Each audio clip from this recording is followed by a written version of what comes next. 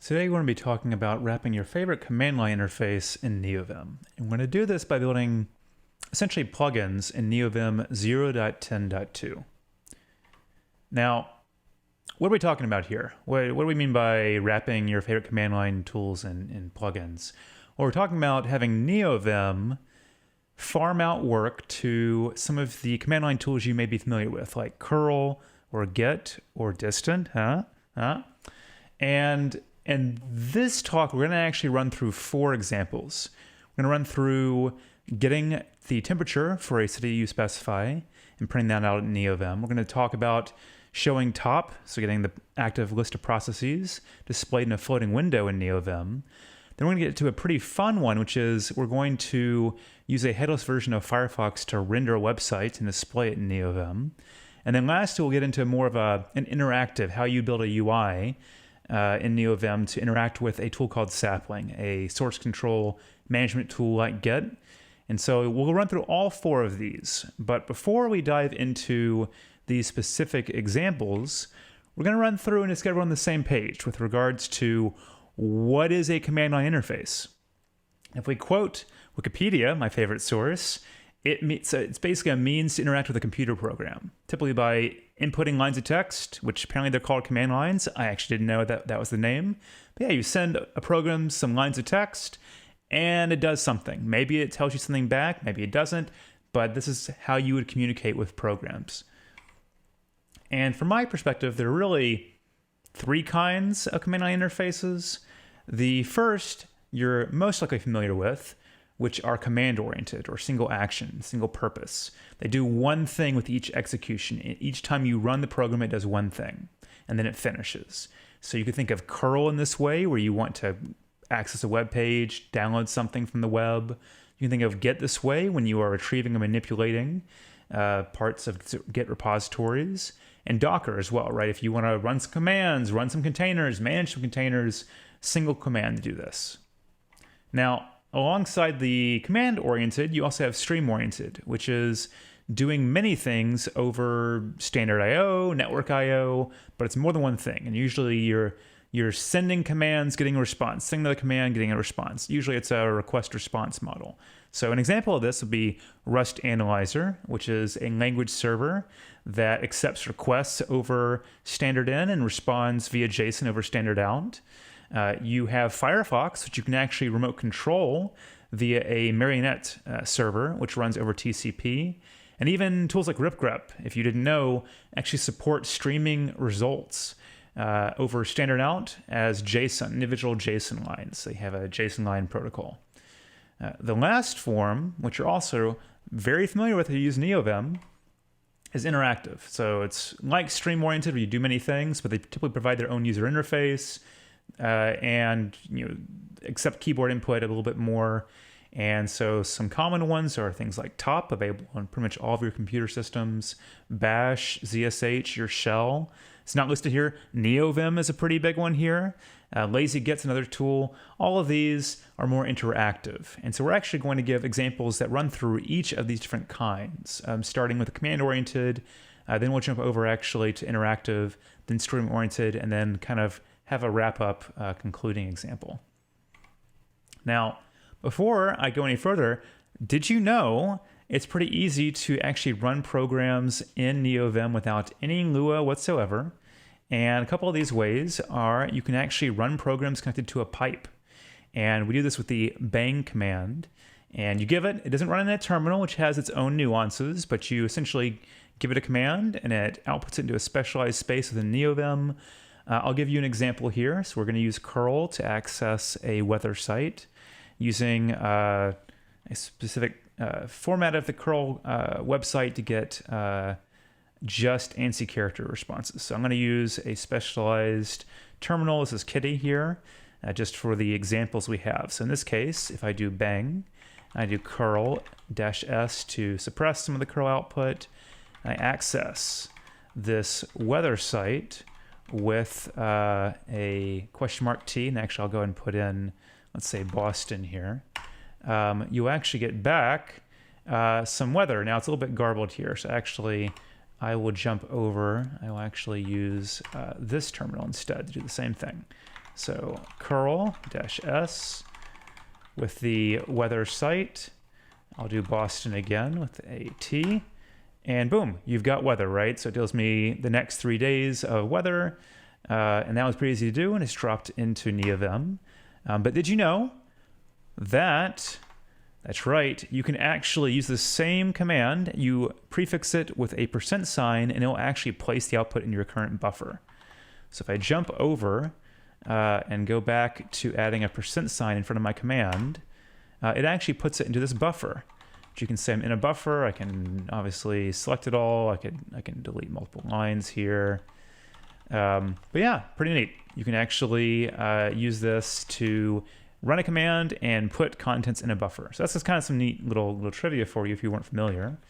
But beyond this, how we're going to make something a little bit more plugin oriented for running our programs. Well, in Neovim 0.9 or earlier, there are so many different ways to do this. I mean, so many different ways. And I listed a handful of them here. You've got, of course, bang and %bang. You have some other Vim commands you can run. You can run terminal to run some command in a non-interactive terminal. This is a bit different than the bang and %bang because it's actually in a terminal and not in a pipe. You can call out to the system command, which was the Vim way of doing things. You can use term open. And then you have Lua forms. You can call Lua's IO. You can access the libuv through like the love bindings, I think, which is vim.uv.spawn. You can access all the Vim script commands through vim.fn, vim.function. And then you can use in Vim open terms, so many different things. And some of them were async, some of them weren't async.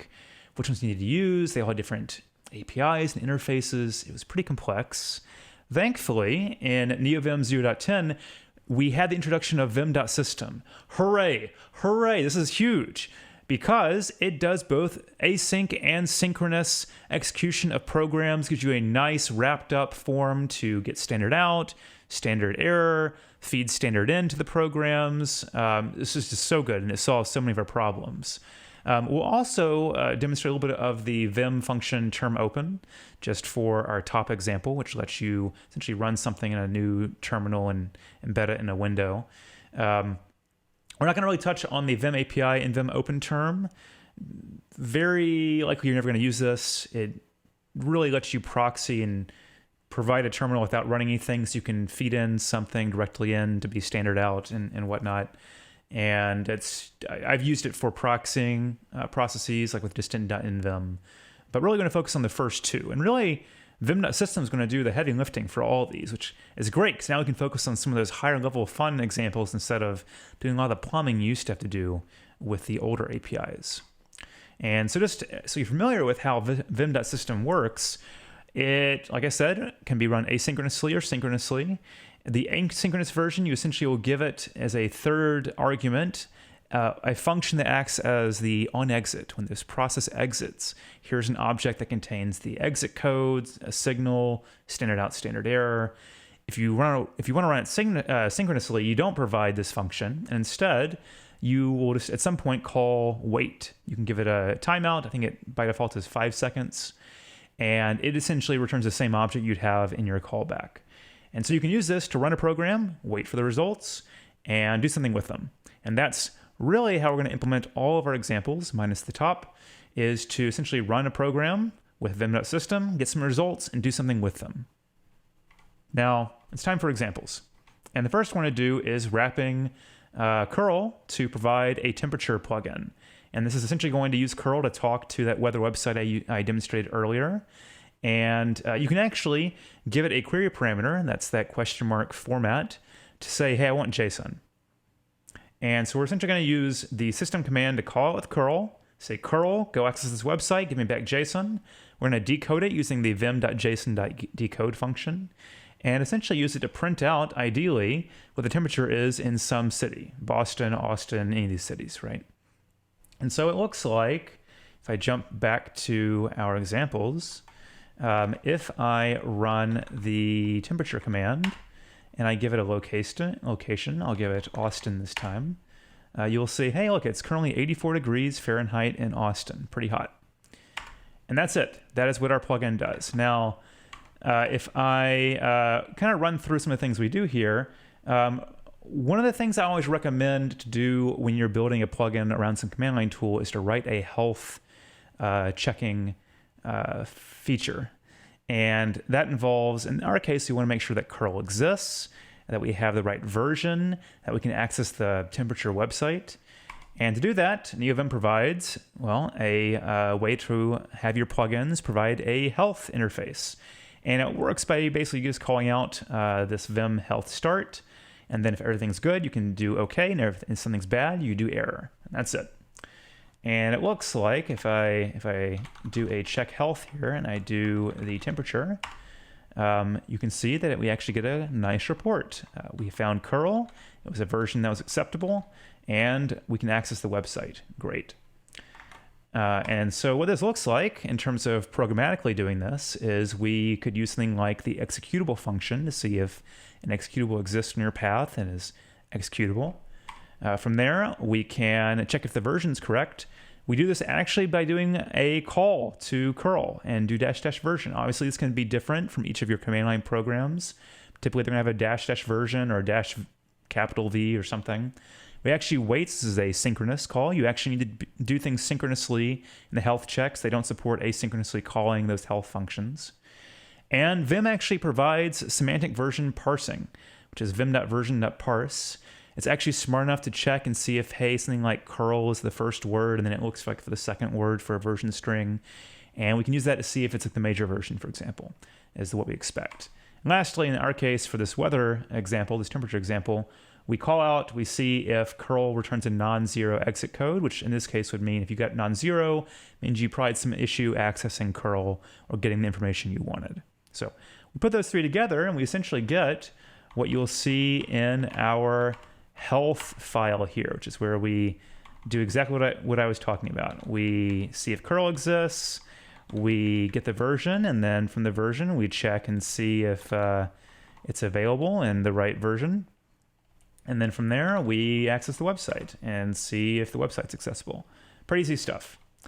And really from there, let's dive into the code for the weather. And it's not much more than what we showed in the health example, which is we essentially have a way to encode a URL, in this case for curl, and then really we fetch some information, right? And fetching it means we curl out to get some JSON, which as long as we get a 0x code, we assume we got the JSON correctly.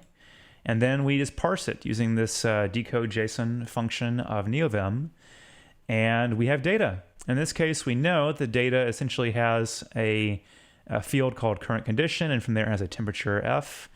And for printing, we essentially get that JSON blob as a Lua table, access the first element, and get the temperature and print it out. And that's it. That is our very first example, is we read some JSON from curl, called curl to get the JSON itself, printed it out. Pretty straightforward. Now, the next example we've got is wrapping top. And this is actually going to be even easier than curl, because we're going to take advantage of this function called open term. We're going to create a floating window so we can have it be nice and pretty, but essentially open term takes a hold of whatever buffer is in your current window, takes over it, and runs the program in a terminal. And in our case, we're going to configure it to exit as soon as the program exits. And so this looks like, if I get out of that health option, I can just run top, and you'll see I have an interactive top as a floating window in Neovim. If I hit escape, or rather Q, I quit and exit the window. If I had run top and like control seed, it would also exit the program and exit the window. So that's pretty darn simple. And it looks exactly what we are hoping it to look like, where you have a floating window here with the top command running. Now, if we look at the code for this plugin, it's also pretty simple. In fact, it can fit in, pretty much one window's worth of my screen. And most of the work is actually just setting up the floating window. So we create a buffer here. We create a floating window that takes up about 80% of our Neovim editor session. And then this is it. This is all we do. We use term open, we run top, and when the program exits, we close our window. That's it.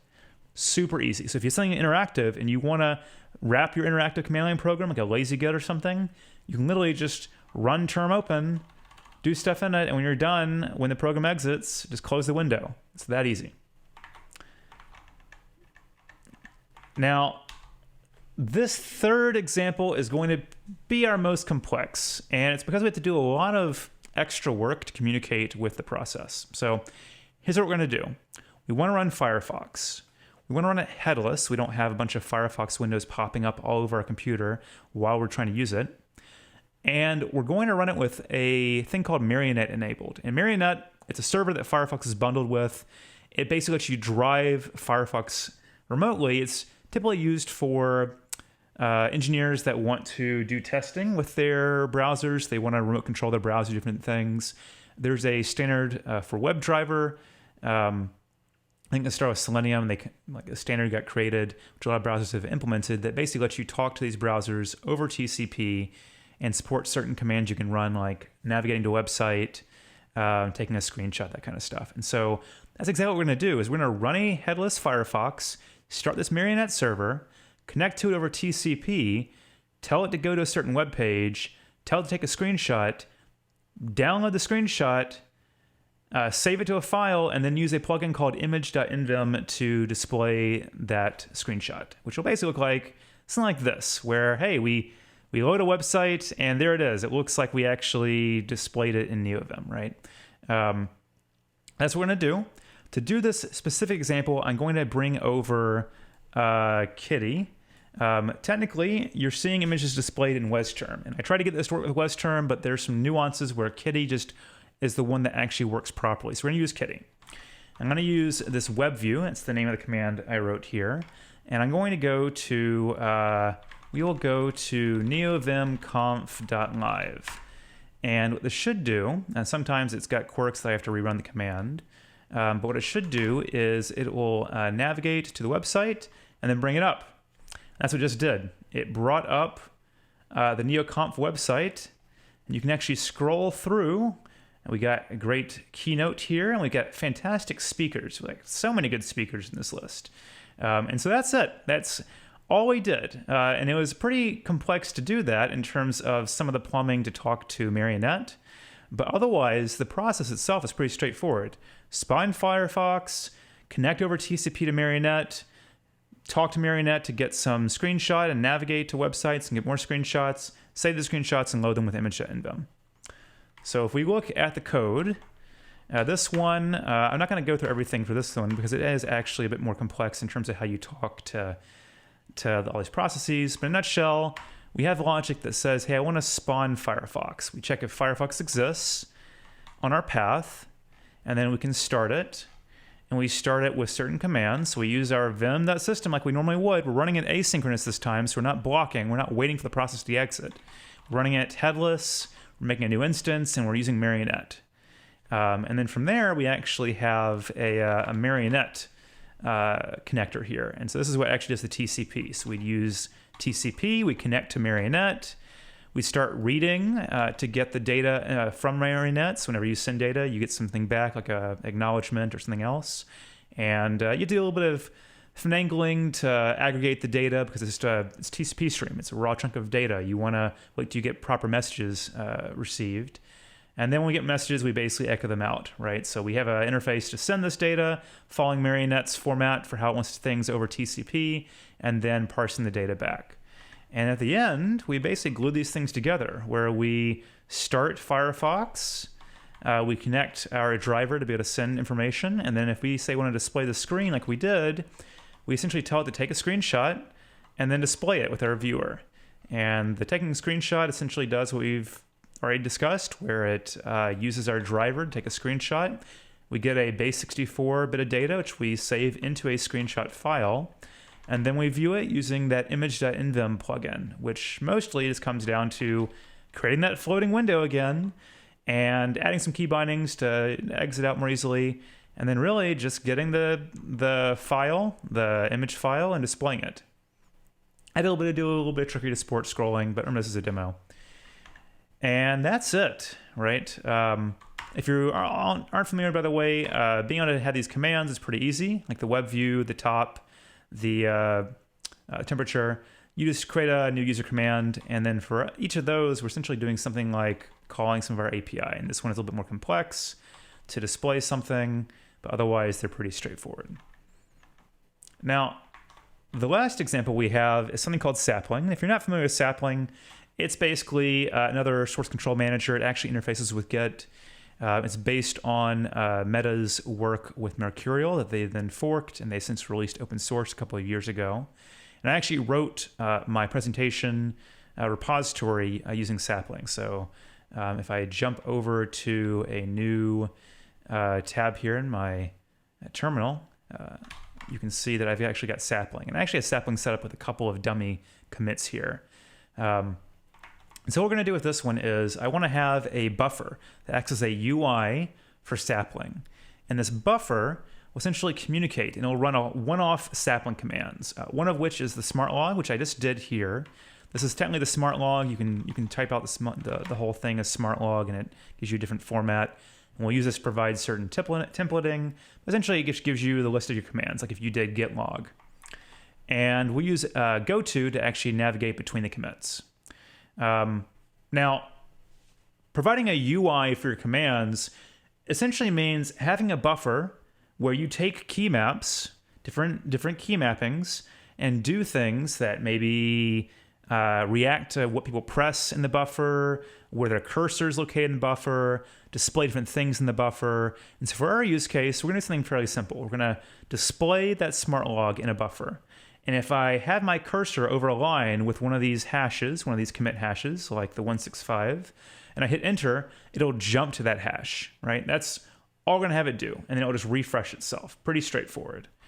And so if I go back to my terminal here and I type in Sapling, I actually get this little buffer on the side. And it has my 3 commits. And remember, these 3 commits are exactly what I showed here. And if I just explain Sapling, the @ symbol is what commit you're on. So in this case, that's the commit I'm on. If I want to change different commits, I want to go back to what's on main right now. I just go over here and I hit enter. And now you'll notice that the ampersand is here instead of one of these two. And I'll actually bring over the little user interface I have, which is right here. So this is what it looks like. I'm right here. And if I go back, and I hit enter and I jump back and I bring this forward, you'll see in a second this will refresh. And it will show that I've actually jumped from this main to the world here. So we just provided a little user interface to show us where we are in this commit tree, and then hit enter just to jump to the commit, right? There we go again. I just jumped to this commit. And that's it. That's what we did for the Sapling plugin. And now what this looks like, if we jump to Sapling, it's also pretty straightforward. We essentially have one Lua function wrapping each of the commands we want to do. And most of the work is just, hey, I want to run the goto command with a certain commit hash. And when it exits, I want to report an error if I want to be async. Otherwise, I can block and wait. And then for smart log, I want to actually get the smart log out. Now, we actually provide a template here to guarantee it's always consistent. It doesn't have any of the color codings to throw things off in your buffer. Essentially, we just have it say run smart log and give me back the standard out, right? And then this other one, run goto, and I don't even care what the standard out is as long as it doesn't error. And so we combine these two where we are going to create another floating window further down, and we're going to bind a couple of commands, and this is really the meat of it, right? So we bind a couple of buffer local commands, key bindings. And so we have R to refresh, and then we have hitting enter, which will basically get the text at the current line, figure out the commit hash from that current line, and if we have a commit hash, update saying we're going to go to that commit, and then essentially use our function from before to go to that commit. That's all we do. And all this other logic is just making it pretty, like getting whatever the text is at the current line, refreshing the buffer to get more text, which is what we call the smart log function. Essentially what we've done is we have a buffer where we populate it with some text from our program, and when we hit certain key mappings, it will run more programs and update the text in the buffer based on the responses to those programs. And that's it. And that's how you can make some pretty nice user interfaces wrapping some of your favorite commands is You make a buffer, you populate with some of the output from your commands, have a couple of key mappings that will do things and run other commands as a result. You can chain all these together to do some really interesting stuff. And so with that, I'm going to just wrap up here by giving some shout outs, some credits. You've seen 4 examples of how to wrap some interesting programs and use them in Neovim. And I want to thank Andre here, third on GitHub, who actually wrote image.envim that I used and helped me to diagnose some of the issues and getting the screenshot working and the scrolling to work correctly.